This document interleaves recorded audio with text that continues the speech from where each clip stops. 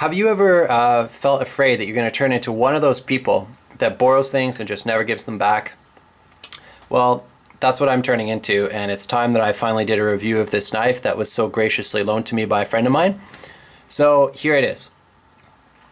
I would call this knife primarily an EDC knife, but the classification I'm going to give it is something different. I'm going to call it a hardware store knife. And what do I mean by that exactly? This is the kind of knife that if you go to Canadian Tire, or what do you guys have in the street in the United States? Lowe's, I think, and I don't know what, Home Depot and all these kind of places. This is the kind of knife that you'll find there. Those stores tend to, at least in Canada anyways, those stores tend to have knives generally from only one or two manufacturers. Usually it's Buck and Gerber, and they don't have knives from sort of the new wave knife companies like Kershaw, for example, or Spyderco, or other manufacturers that we've come to know and love. So I think that if you were somebody looking for a knife, you happen to be in the hardware store, you look in the case and you see this knife, you're going to say to myself or yourself, wow, that's a cool knife. I would like to have that. $50, okay, no problem. And if you got this in hand and you knew nothing about knives, or even if you do, I mean, some people really like this knife, you would be doing pretty good, honestly. There's a lot of good things going for this knife, but it's just not the kind of thing that I would naturally gravitate towards. So before I decided to do this review, I did a little bit of research, and it was on Wikipedia. I just looked up a bunch of different knife companies because I was curious. Buck and Gerber, nobody seems very excited about them anymore. They've been around a long time, it turns out. Buck was founded in San Diego, California in 1902. Gerber in Portland, Oregon, 1939. So those guys have been around since before the Second World War, and Buck before the First World War. So what happened with them? Like, why are they not popular anymore? Why did this new wave of knife companies come along? You've got Kershaw, founded in Portland as well, 1974. Spyderco, Golden, Colorado, 1978. Benchmade in California, 79. Cold Steel, 1980, SOG, 1986. So from that period, basically 1975 to 1985, all these like great knife companies that we've come to know and love, Spyderco, Kershaw, got a SOG here that's already open, and I've got a Benchmade over here as well. So all these knife companies, they all came sort of around the same time. And now this is what everybody's excited about, and rightly so. Like the designs are amazing, they're fun, they're exciting, they're collectible, it's all good. But nobody seems that pumped about Buck anymore. And I think that this knife was sort of Buck's attempt to get back into the mainstream in the folding knife world.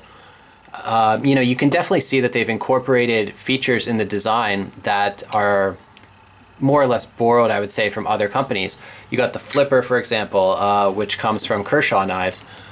Mind you, I don't like this flipper as much, and I'll talk about that in a minute, but you've got a hole here, a deployment hole, which could, it sort of mimics the spider hole in some ways. You also have the pocket clip on here is a very deep carry clip, which of course everybody knows the SOG clip is deep carry as well. So it sort of more or less borrows from a lot of different companies, and it sort of Frankensteins everything into this package that I think that they intended to get themselves back into the mainstream a little bit. Has it worked? I don't know. A lot of people are talking about this knife. So let me just talk about some of the pluses and the minuses of the knife as I see it, and I'll talk about my overall impressions. Okay, so the good things are sort of what I just mentioned. The clip is excellent. This knife is going to bury within the pants and basically become invisible. A lot of people like that, to be like low profile and just not really advertise the fact that they're carrying a knife. I think that's pretty cool. Ergonomically and just like design wise, when I look at that knife overall, I think that's a pretty nice looking knife. It fills the hand well, although I should mention it does not have a lot of traction. I really like liner locks. That's basically my favorite locking mechanism for EDC knives especially. It's just very easy to open and close one-handed. The blade steel is excellent as well, S30V. Like most people would sort of consider that to be a premium blade material. And I believe the price on this knife is very reasonable. I actually can't find it for sale anywhere that I live. I found the lower model with the 420HC blade steel in it, but that's not really a fair comparison. I think I jumped on Amazon.com and it was around 60 bucks. So $60 for S30V is a pretty good deal, and I think that's probably what attracts a lot of people to this knife, just the value as well as the design. I think it's like a nice design overall. So what do I not like about it? Okay, first thing is I don't really care for the flipper. Normally I do really like flippers, and I will show you the Skyline here by representation. You know, that's a good flipper. You just have to, you know, touch it a little bit and it flies open. The Buck, by contrast, doesn't really come as far out from the handle. There's not as much to hang on to, and if you don't do it properly, that blade doesn't come all the way out. You know what I mean? Like with the Skyline, you know, you don't even need to do a wrist flick. You just need to press down on it, and you can see that there's a lot of that flipper sticking out of the handle.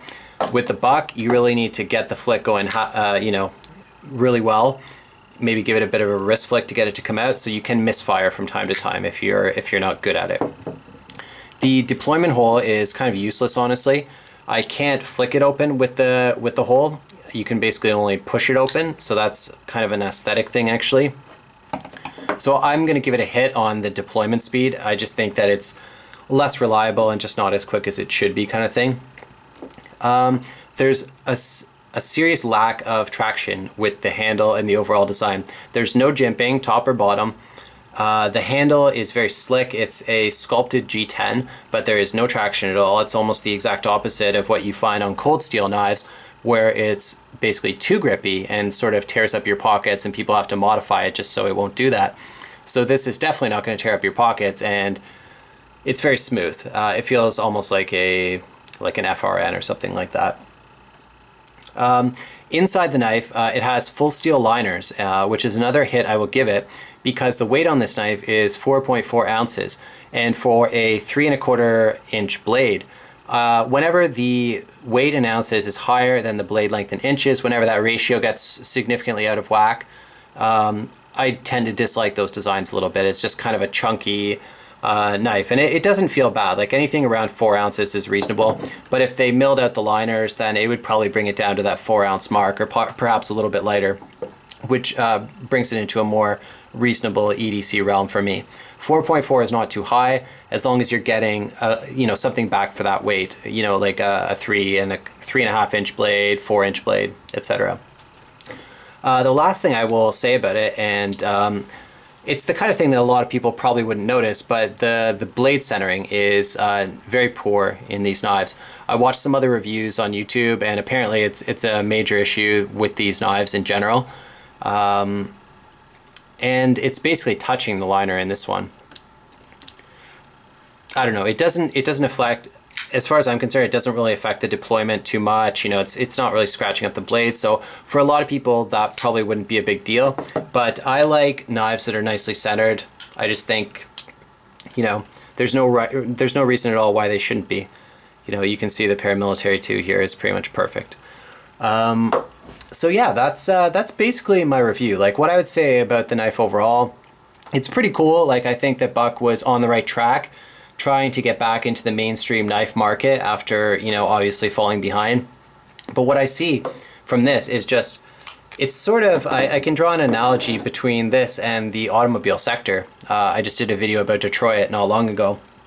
And, you know, you've got sort of an older American company. This is made in the US, I believe. Yeah, it says USA on the blade there. So, you know, you've got an American company, and they were basically the be-all and end-all for a period of time, obviously, towards the beginning of the 20th century. They have the market cornered. I don't know how or why, because I don't know the history, but obviously they dropped the ball because all these other manufacturers came along with great new designs, good customer service, you know, perhaps better products overall, and they basically, you know, cornered the market, and you know, Buck fell behind. So now Buck is trying to sort of crawl back in and meet up with the competition, but by the time they do that, you know, their reputation has taken a hit and the competition's too far ahead. It's very similar, I would say, to what happened with, you know, the Asian car companies and Detroit. They just kind of fell behind and now it's too late to catch up. But that doesn't stop them from trying, and that doesn't mean that they can't make good knives or good cars or whatever. And I think that overall this is a pretty good knife. It's just not a knife that I would buy for myself, given all the alternatives that there are out there in the knife world. Thanks for watching.